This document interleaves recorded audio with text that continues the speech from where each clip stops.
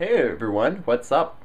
Well, it's been a while since we last done a video in HD, and now it's time for the long overdue Tarantula Mythbuster video 42. So this is the next topic of this Mythbuster video, is how to convince your parents into getting you a tea. Well, this method may or may not work. I'm going to try my best and my hardest to convince you and your parents to getting a tarantula. And I'll do this before work because I have a lot of customers to do today. Alright, so a lot of people have a consensus that tarantulas are very evil creatures and they're out to get you. Especially heard rumors, people saying that, oh, they will crawl up your bed and bite you. Well, that's certainly not true. And the people get a bad reputation of spiders and tarantulas, and hopefully I'll shed some light to really show you that they're really not bad creatures. Okay, so this is what people have this certain idea of teas.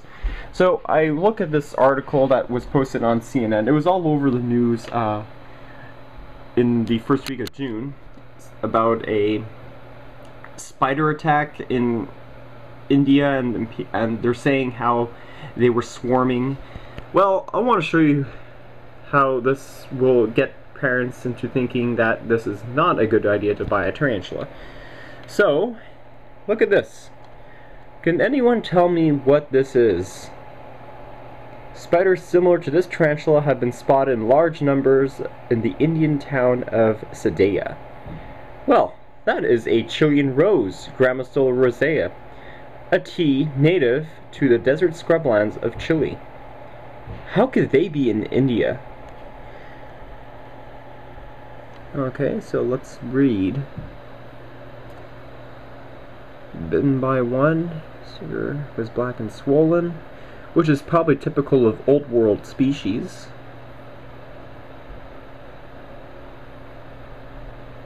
I'll put this link on the video description so you can actually look at it.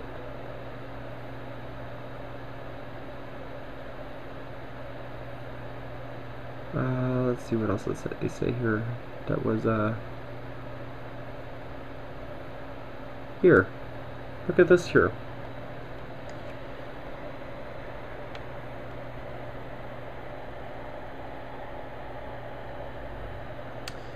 Again, something is wrong with this article because tarantulas are very cannibalistic. They'll eat each other the moment they see them. I don't think that they'll swarm. I know ants do, but not teas. So, as everyone knows from my YouTube channel, I've been keeping tarantulas for more than 17 years, so I'm very highly experienced. I got my first tarantula when I was 12 years old, and yes, it was the common rose hair, the G. rosea. I used to name her Fang. She was a very, very good tea, surprisingly very docile for a G. rosea. So, let me convince you on how to take care of a tarantula. What parents like about kids is learning to take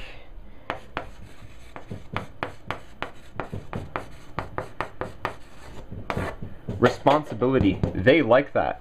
And tarantulas are one of the easiest animals to take care of. Much more so than a lizard, a dog, or a cat. Because a dog and cat you have to give attention to, but tarantulas you don't need to. You just feed them once a week or once every 2 weeks like I do in my tarantula feeding videos, and then you give them water whenever it needs. So let me convince you on how to take care of a tarantula. So those of you who remember my Mythbuster videos, there's detailed videos on exactly how to care for a species specific. Oh, looks like I got a molt this time from my B. vagans. Oh, sorry, the B. verdezi. Look at that one. That one's nice, and that one is the male. Okay.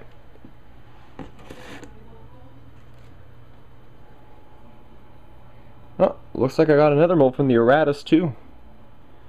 That'll need a rehouse soon. Okay, yeah, alright, so let's take our common B.smithi.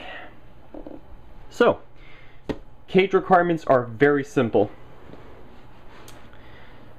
I like to use these 6-liter shoebox enclosures that you can get either from the dollar store, Walmart, or Alco in the UK, or Canadian Tire where I live in Canada.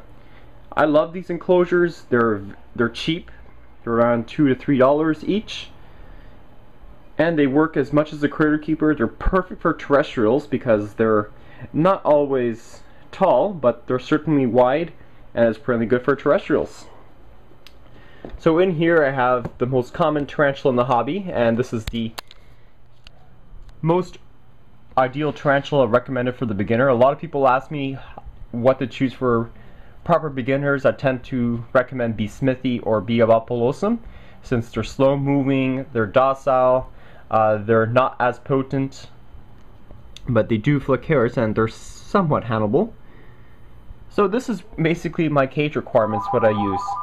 For substrate, I tend to recommend eco-earth or potting soil. Add like a little water dish, a little cave to hide, and some decorations is completely optional. I don't like to make my cages too complex. I like to do everything simple because I have so many teas and I just don't want to for them to get hurt. So all you have to do for B.smithi for humidity, a lot of people have asked me that since my Mythbuster video too, is to put some water in the dish and that's it. You don't need to mix the species because B.smithi come from the deserts of Mexico and they really don't like it too wet. So feeding a tarantula is very simple, as you've probably seen from my feeding videos. I have one scheduled to be aired next week, tarantula feeding video 94. You just give them 1 or 2 crickets once a week or once every 2 weeks. I do not suggest putting more than once a week because it's not good for your tea. And you have to understand teas have very slow metabolisms. They don't like to eat very much, or they eat as much as they want to, but you don't want to overfeed them because they're going to get especially obese, and that's not good for their health. Alright, so let's give you another example of one. So you can buy adults, you can buy little juveniles, like, let's see, this one here. Let's take this one out. Let me put this on macro so you can see well. Yeah, this is my Phobos rufescens, the burgundy skeleton. It does well in a typical 16-ounce deli container that you can get from the dollar store or your grocery stores. I just add some air holes. I don't offer any water dish for my juveniles. I just keep them on moist substrate and they do well. Again, I feed them the same as my adults. This time I don't give them superworms, just give them little small crickets, and they love it. And then you have slings, which are, again, very easy to raise, such as this P. hanumavilacemica, the Ramesh worm ornamental, that I've been raising since a year, and you could tell it's certainly grown since then. Again, I keep them in large pill jars with extra substrate, moist. I don't offer a water dish until they're 3 inches or bigger, and feed them once a week or once every 2 weeks crickets, and they're fine. You can see she grew immensely. Now that I've proved to you that you can be responsible in learning how to care for a tarantula, let's discuss some of the disadvantages. Well, some of them are the prices, because some are very expensive, like that hanumavilacemica, that's around $200, but there's also very cheap ones like your B.abapolosum, which is the curly hair, which is an also tarantula that is recommended for the first time beginner. Very, ooh, okay, well, normally they're supposed to be docile, but she did not like that. I mean Kira. It's my male. Yeah, some tarantulas are very, very finicky, and individual specimens do vary, so just because I say that the species is docile, you can have certain specimens that behave otherwise. and I almost got close to being bitten for the first time. Yes, I never bitten by any tarantula yet. So consider me very, very lucky. And also tarantulas that are good for beginners. B. Amelia, the Mexican painted redleg, exceptionally colorful tarantula with a black triangle on its carapace. And then if you're going to go to arboreals, Avicularia is the one to go to, the common pink toad that you can get from a normal pet store. Oh yes, I forgot to tell you about pet stores.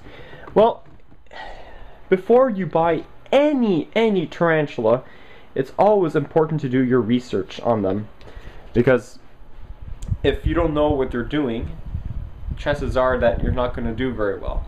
And don't listen to pet stores, because pet stores may not know what they are selling or may not know exactly how to take care of OT.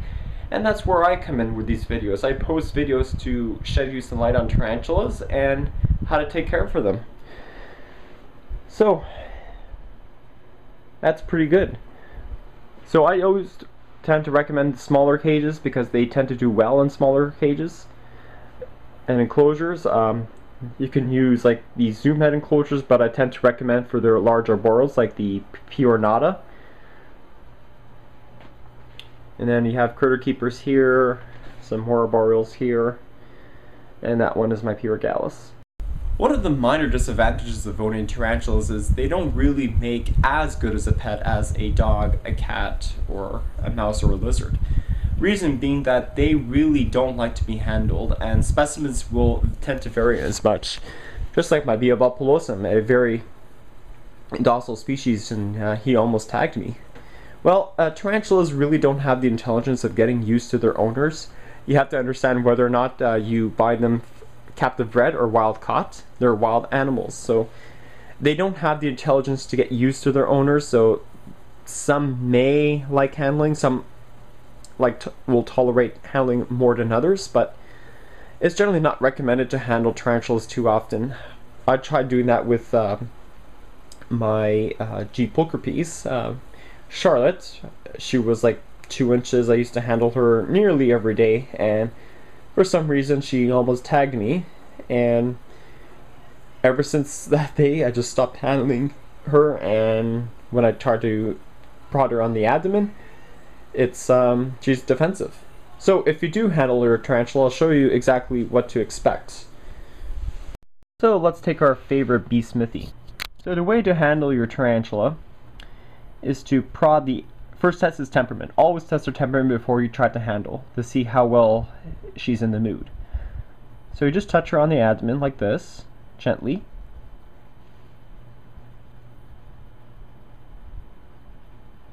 And if she walks away like that, that means she's okay to handle.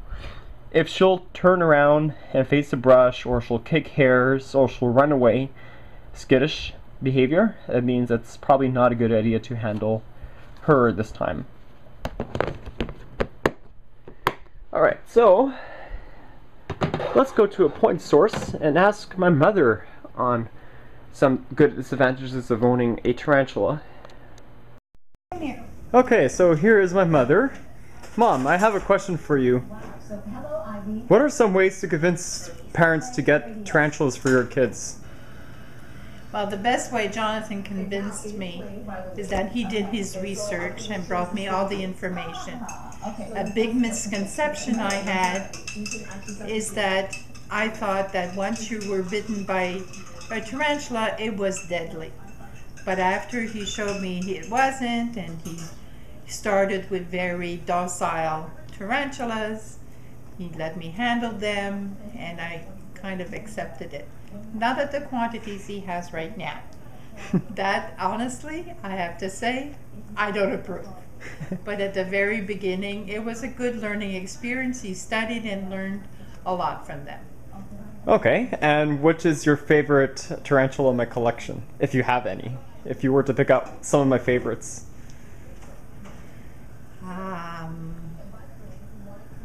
I like the rose hair because it's very docile.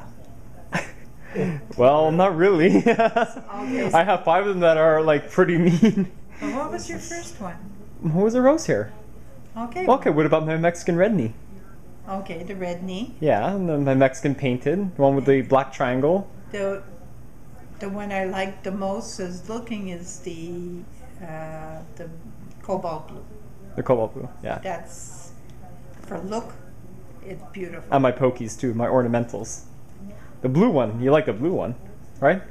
If you say so. Yeah.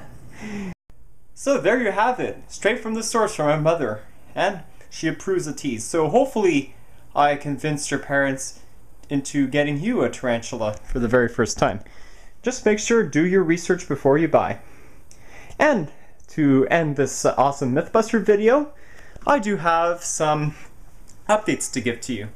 I am going to be posting several videos that are going to be going in the next few days, so wait for those. Plus, I may get a mature male Pocotheria formosa, the Salem ornamental, to breed, since Armando has a mature male for me, and this girl molted, so that's going to be a good sign.